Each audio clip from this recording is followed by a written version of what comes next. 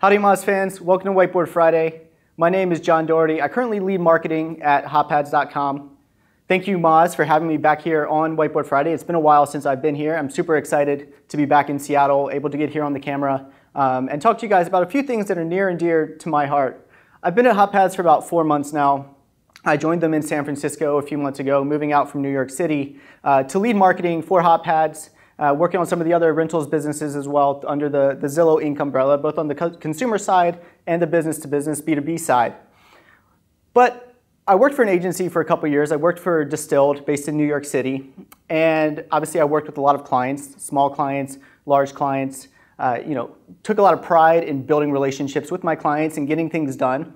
Distilled is phenomenal at that, and I felt like I learned a ton and learned a ton about clients. But over the previous couple of months, I've really been reflecting and trying to figure out what is really the difference between agency and in-house marketing. I wrote a post about it on my own personal website, johnfdoherty.com, which I don't write on there often enough, but I published a post on there recently about that difference.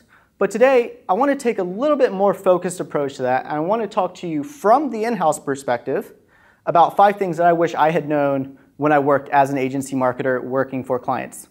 So I have 5 points for you. Let's run through them real quick. First one is, your client is the industry expert. What I mean by that is your client knows their industry, their vertical, better than you know their vertical. You may be able to look at it from a domain authority perspective, who's ranking, who's creating content, who has social media going, who has a full-fledged marketing team built out, who's just playing around and who's spamming, who's building link networks. But you don't know their vertical and you don't know their business, you don't know their monetization model nearly as well as they do. So while you know the tactics, and one of the great things about agencies, and one of the super valuable things about agencies is that you know the tactics and you can see across verticals, right? You know what's working in travel and what's working in real estate and what's working in video. You know what's going on across the broader spectrum. So that's where you can really add value to your client. You can tell them tactics, and you can tell them tactics that work across different verticals that they may not have thought about. But at the end of the day, they're the ones that know their business and they know their vertical from a business perspective better than you do. The second one is learn the whole marketing team. This is one that I struggled with early on in my career at Distilled.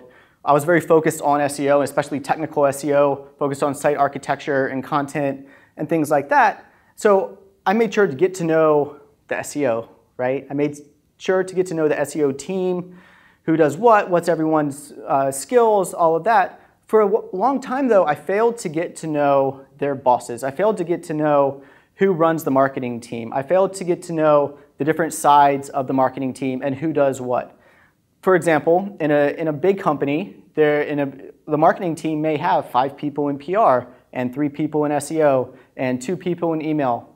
So talking tactics such as email marketing strategies with the SEO team, when the SEO team has no ability to change the email marketing tactics, isn't going to get you a long ways. However, this can be super valuable when you're talking with the SEO team about how they are going to be able to get buy-in with other teams to work together collaboratively with them to get more done on the SEO side. It's the old, you scratch my back, I'm going to scratch yours sort of mentality.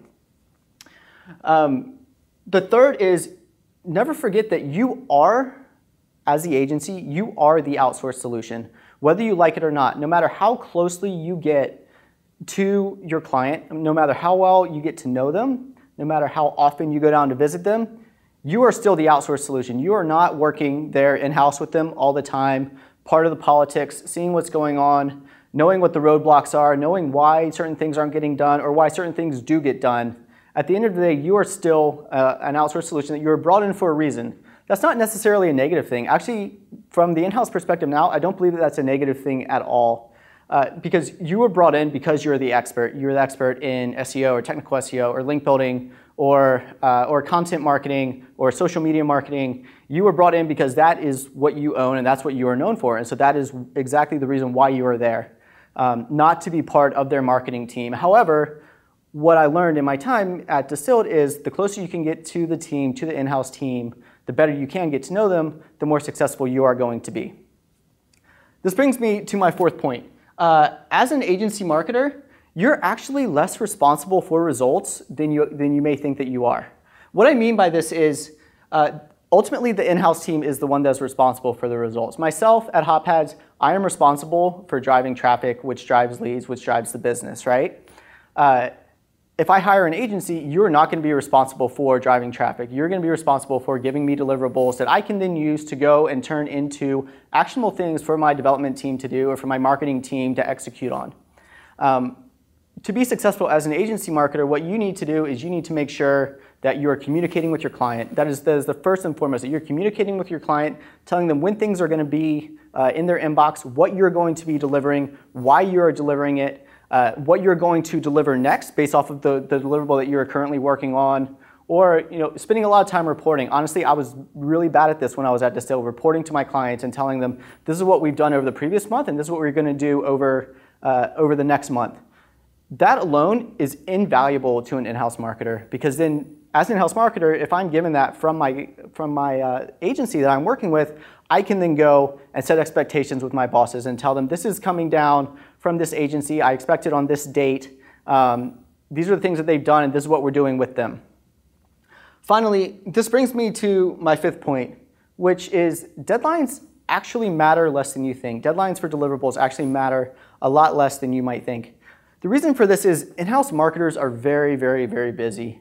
Leading marketing at HotPads, I'm doing SEO. I'm helping out with the content strategy, helping my content manager with the content strategy, and helping her meet the right people and get buy-in from the right people and figure out when to publish things and where do we publish things and how do we push it out on social media. I'm helping my email marketer get to know our developers and talk with people up here in our Seattle office, the email marketing team up here, to find out what they're doing. We're strategizing about emails. I'm helping my link builder find new places to get links. We're strategizing about link building and measuring that and measuring the ROI on that. So I'm very, very busy. Everyone on my team is very, very busy. All in-house marketers are very, very busy. We're all over the place. We're touching all sorts of different parts of marketing at some point and working very, very collaboratively. And I would suggest that any very successful in-house marketing team is all working collaboratively and not siloed away from other teams. So all of this is to say that I really don't care about deadlines, and most in-house people aren't really going to care about deadlines. What's important for you as an agency marketer is going to be communicating with your client when something is going to be delivered. And if you're going to be late, communicate that with them as soon as you're able to.